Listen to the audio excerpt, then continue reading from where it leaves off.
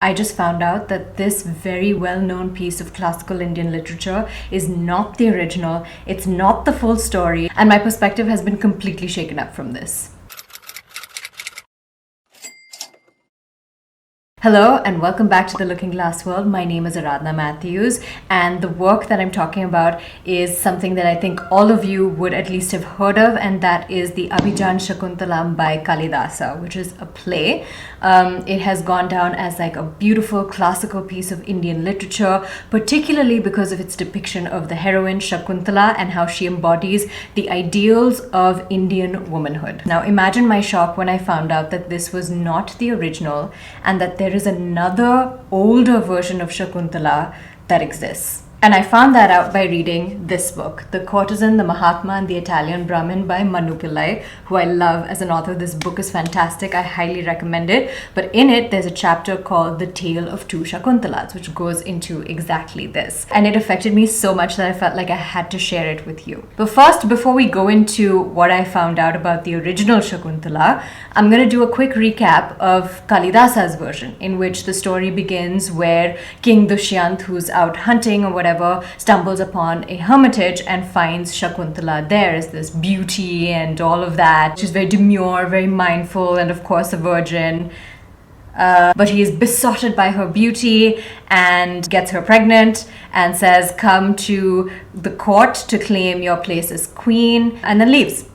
Before leaving, the king gives her a ring and asks her that when she comes to court and take her claim as queen, that she present that ring to him as a reminder. And then they part ways, and then Shakuntala is lost in dreams of love and all of that. And then a different sage, Durvasa, comes and visits the hermitage and is less than pleased with the service he received from Shakuntala because she's lost in daydreams or all of that and full of love. And he curses her and he says the king is going to forget who you are. But the only remedy to that curse is this ring. Once you show the king this ring, he's going to remember who you are. And the curse is going to be reversed. So Shakuntala sets off with a group of people accompanying her to go to court with this ring. But on the way, they have to cross a river. And the ring is lost in that river. So that when she reaches the court, the king has completely forgotten about who she is, obviously refuses her claim to be his queen, and everybody sends her packing. She's all alone because technically she's married to him, but now he doesn't recognize her, so she's homeless, all of that. Shakuntala's fate seems to be in a pretty bad place until fate intervenes and a fisherman stumbles across this ring in the belly of a fish, which he then presents to court. The minute he does so, the king remembers suddenly about Shakuntala and that she's supposed to be his queen, and it ends happily ever after. Now, this Kalidasa's version was translated by our man William Jones, the Orientalist, who translated a whole ton of stuff during his time, and that translation caught the fancy of a German writer, poet, playwright, novelist, scientist, statesman, theater director, and critic, considered one of the greatest German literary figures of modern times. And his name, I really hope I don't butcher this, but his name is Goethe. He was fascinated by the story of Shakuntala, and he also did a translation of it and an adaptation for it rather for the German stage. Broadly, his work went down very well. This Kalidasa's play has been cemented as a brilliant piece of work in classical Indian literature, and Shakuntala has become like the epitome of what the Indian female heroine should be. But she's not the original Shakuntala. And I found out through this book.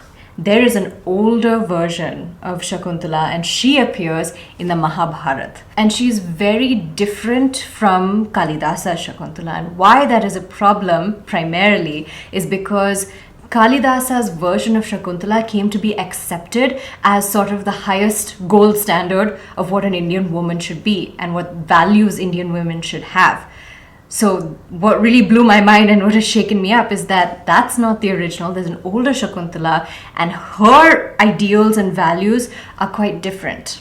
So I'm going to read out bits from this book. So while Kalidasa, Shakuntala is very demure, very mindful, very coy, shy, virtuous, naive, basically has no knowledge of sexuality, worldly things.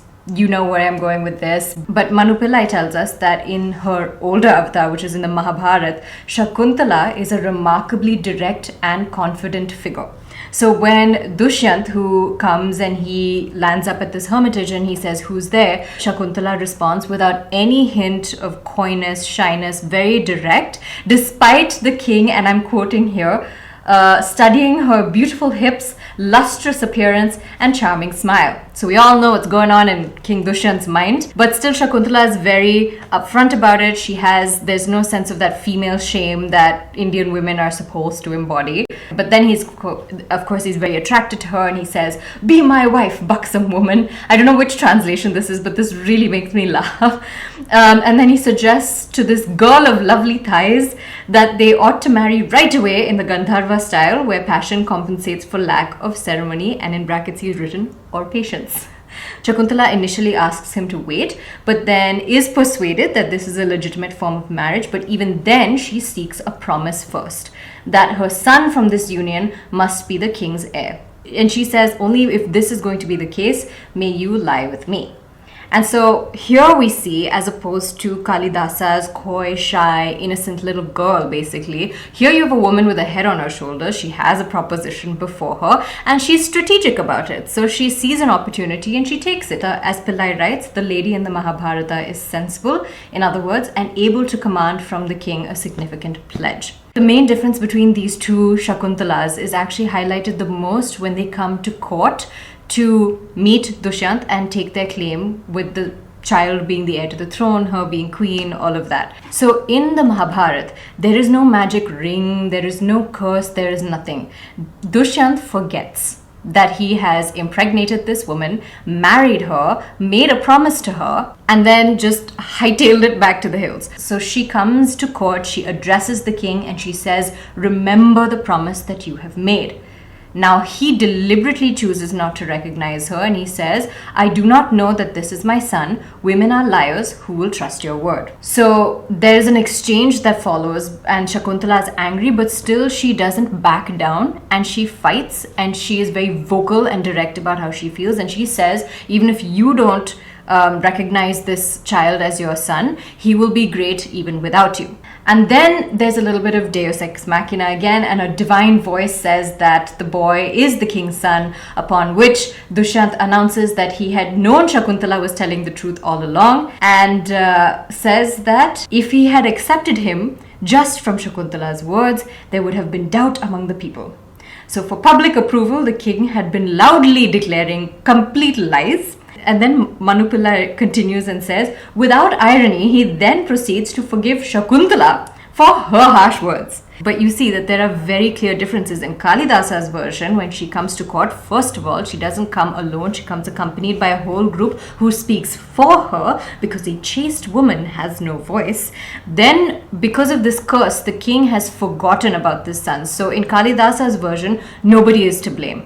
The curse has taken over the king and Shakuntala is caught in the crossfire, but it's nobody's fault. So when he taunts her, he's absolved from the sin of impregnating this woman, running away, taking no responsibility, and then being confronted with the truth and denying it. He is under the influence of a curse.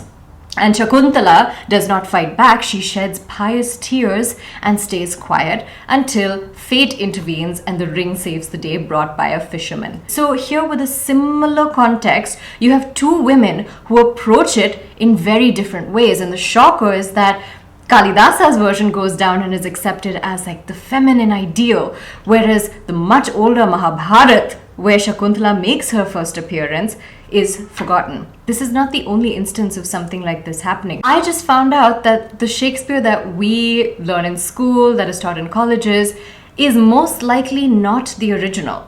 Why? Because way back in 1807, this brother and sister duo, Thomas Baudelaire and Henrietta Baudelaire, started a project where they basically took Shakespeare's plays and filtered out the stuff that wasn't family friendly, because they enjoyed Shakespeare and wanted like a family setting to be able to enjoy Shakespeare. So they created basically a PG version of Shakespeare. So they say that they didn't add anything to Shakespeare, but they just removed parts that they believed were problematic. So some of the smaller alterations are where Shakespeare would say God, like in the dialogues, or Jesus, Jesu. They replaced it with heavens. Like, and I'm just thinking, like, how many times when I studied Shakespeare and read Shakespeare in school, the characters would say heavens. And I had no idea this wasn't the original writing. There's more though, it gets worse because the bigger changes they've made is there is apparently a prostitute character in Henry IV Part 2 who is completely omitted from the narrative. And in Hamlet, Ophelia's death was originally suicide. I had no idea, and it was changed to an accidental drowning. Oh no! I feel like you guys get it because what scares me is how easy it is to erase something from existence. I can tell you nobody at a school level, for sure in my school, knew about this term Baudelaireization, which came from the two Baudelaire siblings after what they did and came to be kind of synonymous with censorship, although that's not exactly the case-to-case meaning. But nobody knew. We all thought this was original Shakespeare. The Baudelaire versions of Shakespeare, which they called what? The family Shakespeare, became extremely popular because it aligned with Victorian social ideals. So if society believes and adopts something, that's all it takes. And it became so popular that there was no one left to share and promote the original work, and it was forgotten. What does this mean for the future? It means works that are currently being written now, like you see all this book banning going on and all kinds of things happening. You know, it may not seem that permanent to us in this moment, but there's case after case after case on how it is that easy to change. It takes a couple of generations tops to change a narrative completely and erase the original from existence. If society accepts something, that becomes the truth. And there's no voice to counter it if no one knows that there's even another perspective to begin with. I would just say overall this sent me into a real mental spiral because this is not the first time I've come across something like this. For example, the first ever Sepoy mutiny in India was not in 1857 as we are taught in our history books, but in 1806. I wrote an article about that, but I had no idea, and I lived in the town that this Sepoy mutiny took place. What really breaks my heart is in the context of women, because when we don't have access to the truth, all kinds of other narratives come and become accepted. For example, post, like the colonial hangover that we still suffer from today, and the internalization of Victorian morals and values, quote unquote, has become widely accepted as that is what Indian culture is, when that's definitely not the case.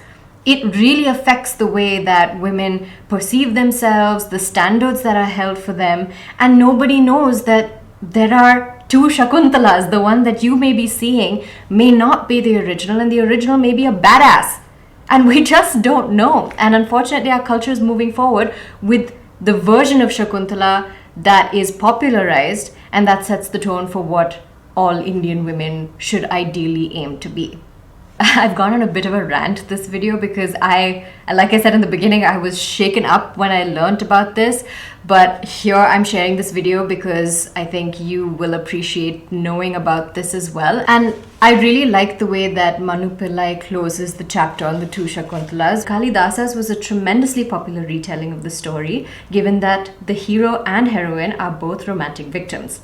But the play also encapsulates a moment when the powerful woman of the epic makes way for a new ideal, an ideal that was embraced by Western audiences in Goethe's day and which Indians too accepted.